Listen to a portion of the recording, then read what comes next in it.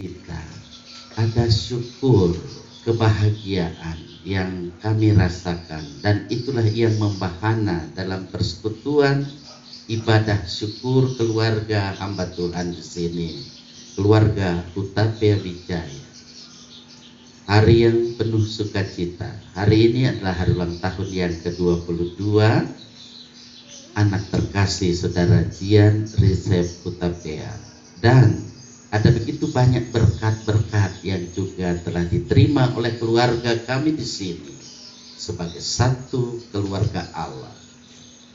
Ketika saudara Jian Rizef Hutapea boleh Tuhan tambahkan usia setahun lagi sehingga terbilang 22 tahun hari ini. Anak terkasih saudara Jian Rizef Hutapea juga telah sukses menyelesaikan kuliahnya, telah selesai ujian skripsi, bahkan boleh meraih cum laude. Keluarga juga menempati rumah yang telah rampung dibuat ini untuk dihuni. Kiranya dengan firman ini kasih Tuhan terus bersinar dan keluarga pun terus dalam kasih bersinar dan terus menjadi berkat. Amin.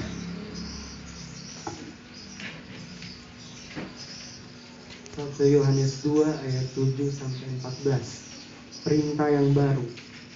Saudara-saudara yang kekasih, bukan perintah baru yang kutuliskan kepada kamu, melainkan perintah lama yang telah ada padamu dari mulanya. Perintah lama itu ialah firman yang telah kamu dengar.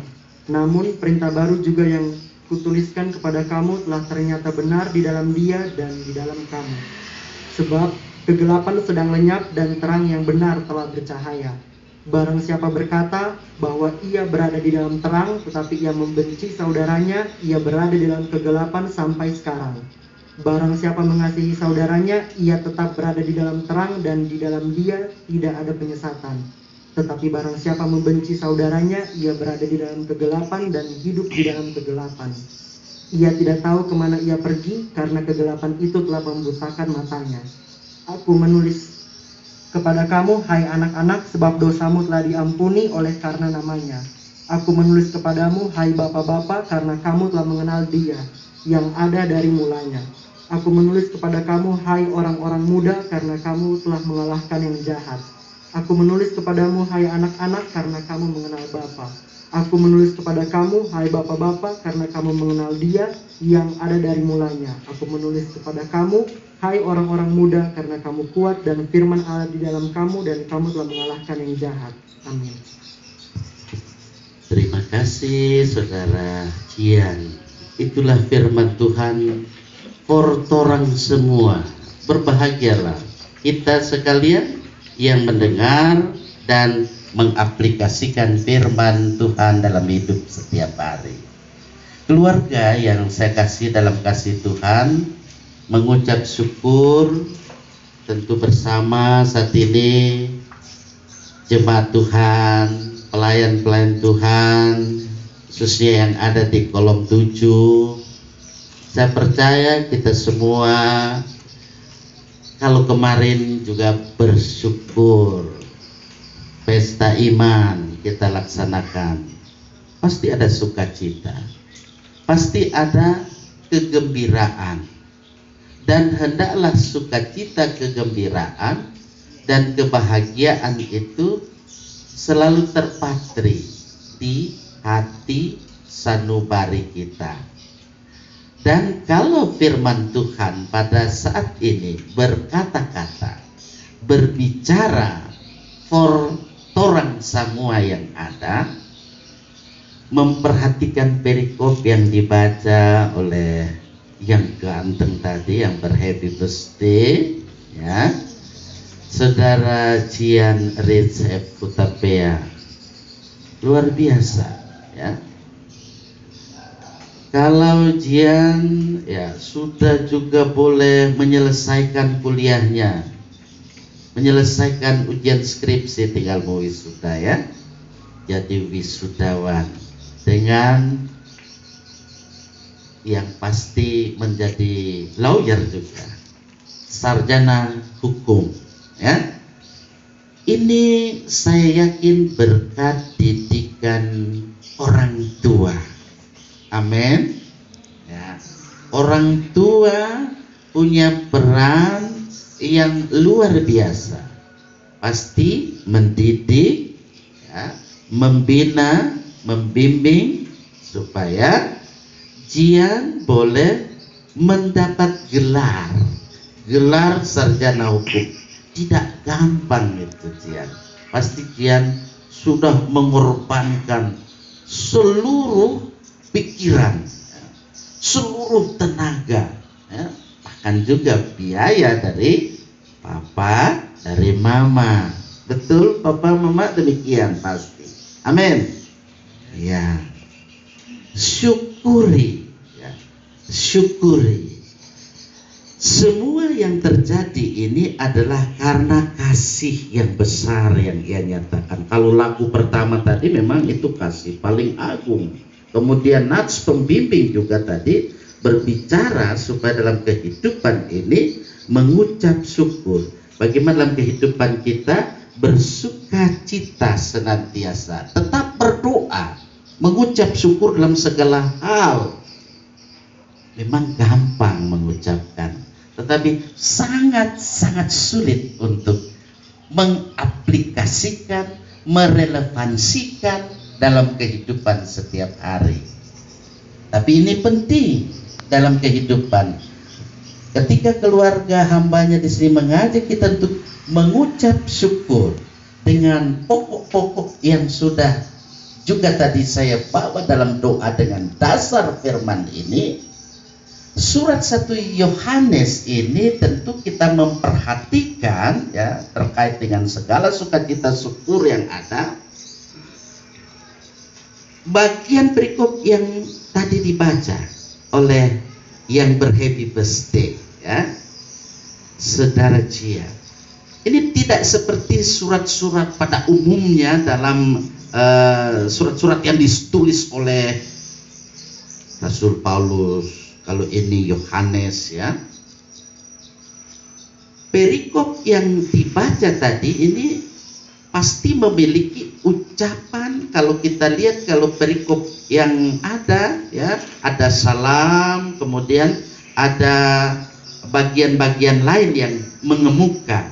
Kalau di perikop yang ada, kalau kita lihat di surat Yohanes, perhatikan itu dari bagian pertama, ya.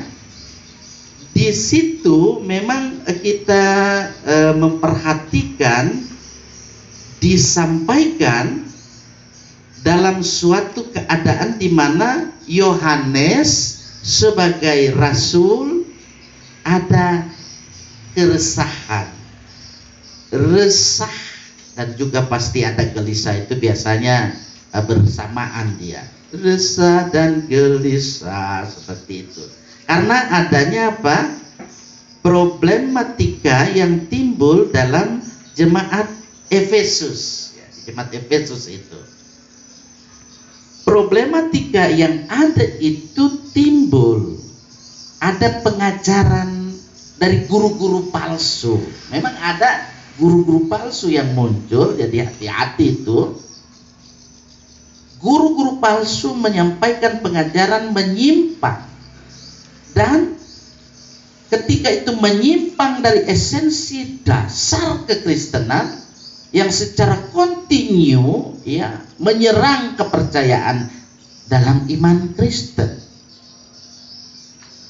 Dari segi doktrin, ya, ajaran sesat itu menyangkal bahwa Yesus itulah Kristus. Sedangkan segi etika, ia juga mengajarkan hidup kudus serta terpisahkan dari dosa dan dari dunia.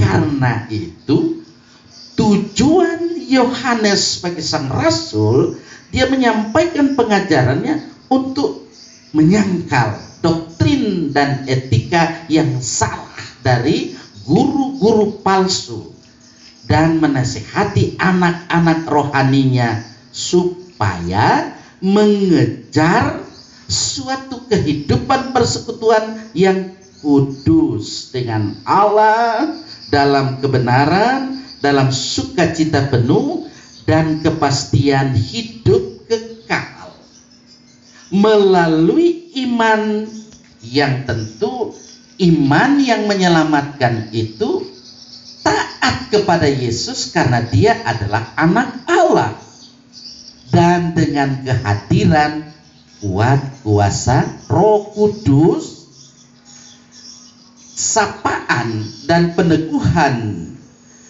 dari Rasul Yohanes kepada pembacanya. Perhatikan ayat 14 yang dibaca tadi oleh yang Guanten Cia. Ayat 14 di situ katakan, aku menulis kepada kamu, hai anak-anak, karena kamu mengenal Bapa. Aku menulis kepada kamu, hai Bapa, karena kamu mengenal Dia yang ada dari mulanya. Aku menulis kepada kamu, hai orang-orang muda, karena kamu taat dan firman Allah diam di dalam kamu, dan kamu telah mengalahkan yang jahat. Apa maknanya di sini? Apa maksudnya? Mari kita lihat. Di sini Rasul Yohanes dia berbicara dengan jelas, tegas. Dia mengajar kepada anak-anak, yaitu orang-orang yang baru percaya kepada Kristus. Mereka boleh digambarkan adalah bayi-bayi dalam Kristus. Nah, selanjutnya Rasul Yohanes juga menyapa, hai bapak-bapak. Hai bapak-bapak, kalau disapa demikian, itulah orang-orang yang sudah lama mengenal Kristus, hidup dalam firman Tuhan, dan juga sungguh-sungguh telah mengetahui, mengenal serta memiliki pengalaman hidup rohani dengan Allah dalam kehidupannya sehari-hari. Ya nanti, loh, kenapa cuma bapak-bapak?